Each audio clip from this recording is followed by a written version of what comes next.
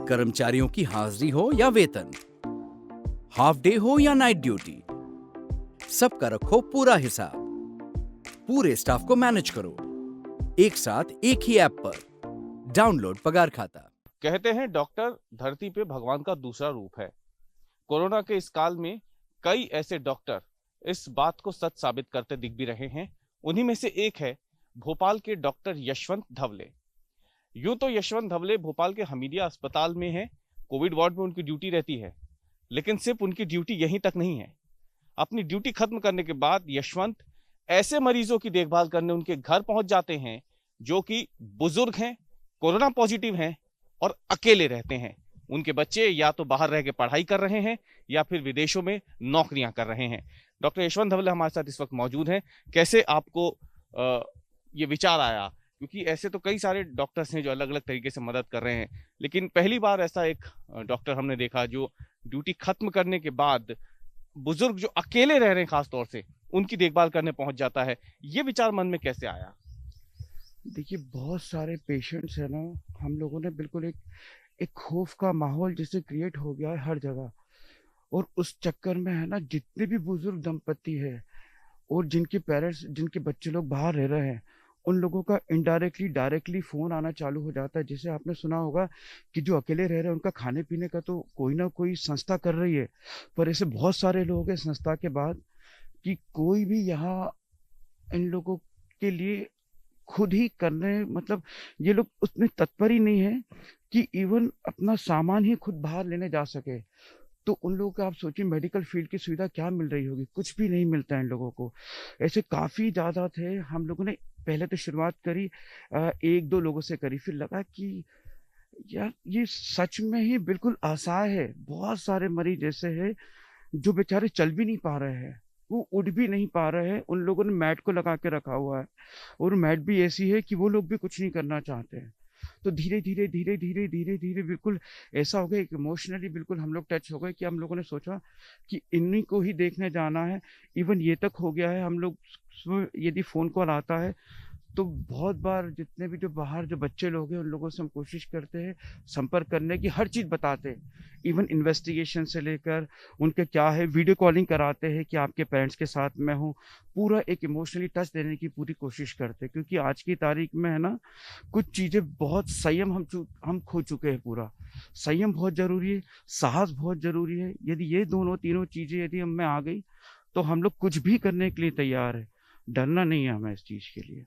तो क्या लगता है आपको, कैसे आप इन मरीजों तक पहुंच पाते हैं? आपको फोन नंबर्स आते होंगे, क्या आपने सोशल मीडिया का सहारा लिया इसके लिए? कैसे आपको जानकारी मिलती है कि कहाँ पे कौन सा मरीज है जिसे आपकी ज़रूरत है?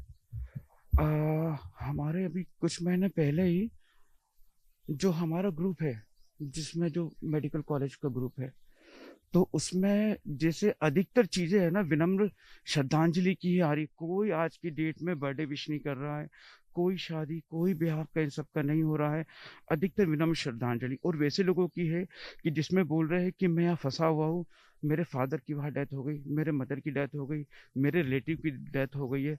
तो हम लोगों को ये लगा कि वहाँ क्यों नहीं जा पा रहा है, मतलब कि घर पे पड़े पड़े ही एक दिन बाद पता पड़ा कि उसकी डेथ हो गई, बॉडी पूरी की पूरी पड़ी रही। तो हमने सोचा नहीं यार, कम से कम जितना हो सके 100 में से एक पेशेंट ही कम से कम हम लोग उसको सर्व कर सके घर पे जाकर। तो धीरे धीरे धीरे धीरे करके हम लोगों ने एक एक के पास गए, फिर एक के पास पता पड़ा कि उसके पेरेंट्स, जो उसके दोस्त लोग वहाँ रहते हैं, फिर उन्होंने बोला कि नहीं, वहाँ डॉक्टर यशवंत है भोपाल में, आप उनसे संपर्क करो। तो ऐसे धीरे धीरे धीरे धीरे चेन बढ़ती गई और सभी लोग, इवन जो हम लोगों ने क्या है, नाइट में मैं और मेरे एक फ्रेंड है, डॉक्टर है मेरी साथ के, डॉक्टर आशीष भोरे।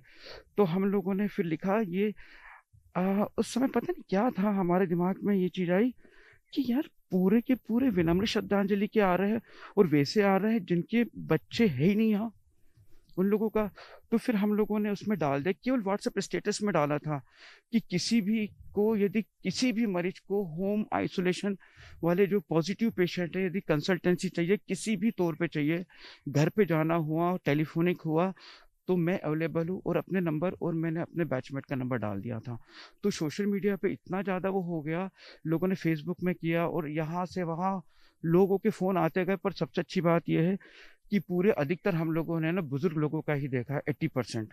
और अधिकतर उन लोगों के आए हैं जिनकी केवल बिटिया है, उनके कोई लड़के नहीं है, कुछ नहीं है, दामाद भी बहुत बाहर रहते हैं, तो उनकी बिटियाओं ने इतने फोन कॉल किए, उनको वो भी नहीं आ सकती, उनके भी छोटे बच्चे हैं। मतलब बेटों से ज्यादा बेटियां चिंता कर रही हैं अभिभावकों की। हाँ, ये बात देखिए, ये बात मैंने देखी है ना। 80 से 90% केवल बेटियां कर रही है। और बेटियां, हम लोग बोल बोल के परेशान हो गए कि आप वहां से मत आओ। कोई नागपुर से आ रहा है, कोई इंदौर से आ रहा है, कोई पुणे से आ रहा है, कोई पानीपत से आ रहा है, हम सब लोगों से रिक्वेस्ट कर रहे हैं आप मत आओ, आप भी पॉजिटिव हो जाएंगे। पर उसके बावजूद पता नहीं क्या एक इमोशनली टच है, अधिकतर फीमेल्स, अधिकतर जो उनकी जो बेटियां है ना, वही लोग आ रहे हैं और बिल्कुल इस तरीके से रह रहे हैं। हमने बोला आप सेपरेट रहो, वो सेपरेट तभी भी नहीं रह पा रहे और खुद भी पॉजिटिव हो रहे हैं। बहुत एग्जाम्पल है ऐसे। बिल्कुल। कितने बुजुर्ग मरीजों को अब तक आप देख चुके हैं, ट्रीट कर चुके हैं, जो अपने बच्चों से दूर भोपाल में अकेले रह रहे हैं? कम से कम 100 लोगों के ऊपर होंगे ये लोग जो बिल्कुल अकेले रह रहे हैं। अभी तो मेरे ख्याल से ऐसे बहुत सारे लोग भी हैं जो भोपाल में ही रह रहे हैं, पर कहीं ना कहीं क्या है कि पेरेंट्स थोड़ा सा दूर रह रहे हैं। तो कुल मिला के 150-200 लोग हो ही रहे हैं अभी हम लोगों ने डेढ़ दो महीने। चैलेंजेस रहते हैं, क्योंकि बुजुर्गों की जब हम बात करते हैं तो उनका बड़ा ध्यान रखना होता है, बड़ी केयर करनी पड़ती है, कई बार वो कई बात से सहमत नहीं हो पाते हैं। तो जब ऐसे बुजुर्ग मरीजों को आप देखने जाते हैं तो क्या चुनौतियां आपके सामने रहती होंगी? कैसे आप उन्हें मना पाते होंगे कि हम आपको देखने ही आए हैं? क्योंकि एक मन में एक डर भी रहता है, जो माँ बाप अपने बच्चों से अलग रहते हैं, अकेले रहते हैं, उनके मन में कई तरीके की भ्रांतियां भी होती हैं। अधिकतर लोगों में ना अवसाद से बहुत ज्यादा ग्रसित है, वो सच में किसी पे भरोसा नहीं करते हैं। ये मैंने देखा है, चाहे डॉक्टर्स हो, चाहे पड़ोसी हो, चाहे कोई भी हो, भरोसा बिल्कुल नहीं करते। उनके बच्चे फोन कर करके परेशान हो जाते, पापा एक बार दिखा दो, मम्मी एक बार दिखा दो। इवन पेरेंट्स में से फादर तैयार नहीं होता, मदर तैयार रहती है कि चलो उनको जाकर देख लो। कल ही की बात है, बोल बोल के परेशान हो गए, एक बुजुर्ग दंपति के पास गए हम, कोलार पे, यहाँ भोपाल में ही है। हमने, वो बेचारी पलंग पे इस तरीके से बैठी थी कि ना डाइपर ना कुछ ना कुछ, पूरी ऐसी गंदगी में। हमने खुद ही थोड़ा सा साफ करने की कोशिश करी जितना भी है ना, पानी तक पीने की उनकी हिम्मत नहीं थी, गोली तो खाना दूर की बात है। उन्होंने दिखाया था कहीं, पर वहां भी बिना जांच करा, मतलब एक भी जांच नहीं लिखी, कुछ नहीं लिखी। सबसे बड़ी दिक्कत ये हो रही है कि कोई भी है ना इन्वेस्टिगेशंस के लिए ना इनके घर नहीं आना चाहता है। सब बोल रहे कि हमारे पास आओ, हमारे पास आओ। तो हमारे संपर्क में बहुत सारे कुछ कुछ लोग आ गए हैं, जिनसे हम बिल्कुल कोशिश कर रहे हैं कि जितना भी कम से कम हो सके, जितना कम से कम आप इन लोगों को सुविधा दे सकते हैं तो दे दीजिए। कहाँ कहाँ से अब तक आपके पास फोन, अगर हम बात करें तो, पहुंच रहे हैं?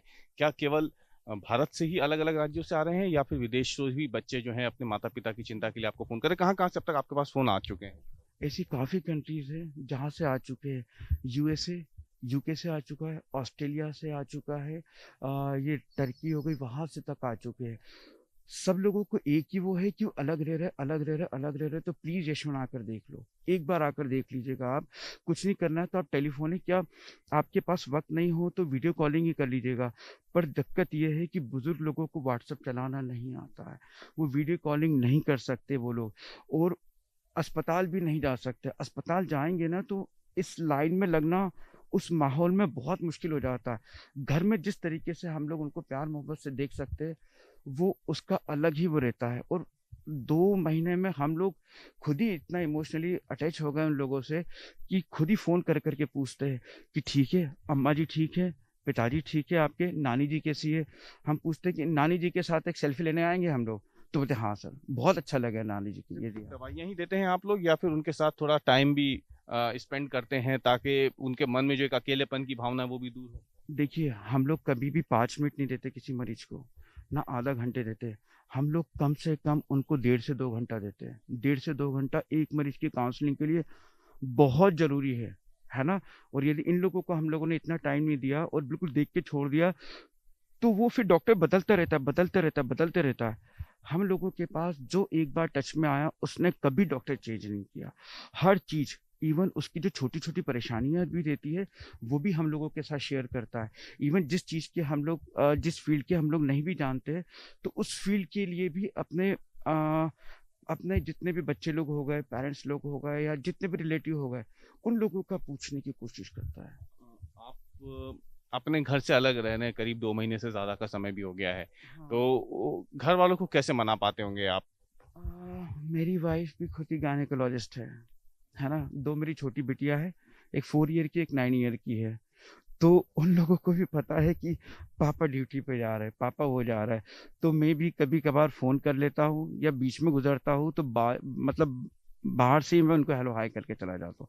अभी बिटिया का बर्थडे भी था तो मैं अंदर नहीं गया, मैंने बाहर से ही उसको वो करके चला गया मैं। तो थोड़ा सा मुश्किल होता है, पर क्या है कि जो अदर पार्टनर है वो समझदार है तो फिर सब चलता है। मेरी वाइफ गायनी वाली है, वो कस्तूरबा बीएचएल हॉस्पिटल में है।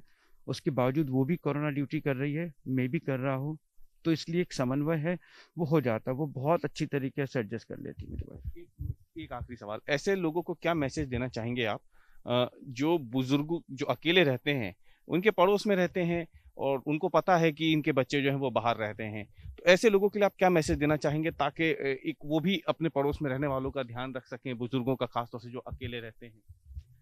देखिए, पड़ोसी तो डर रहा है ना। यदि पॉजिटिव हो गया ना तो बिल्कुल खिड़की दरवाजे बंद करके रह रहा है। पर कम से कम एक सोशल मीडिया में हो गया, फोन करके ही पूछ ले, आंटी जी आप ठीक है, अंकल जी ठीक है।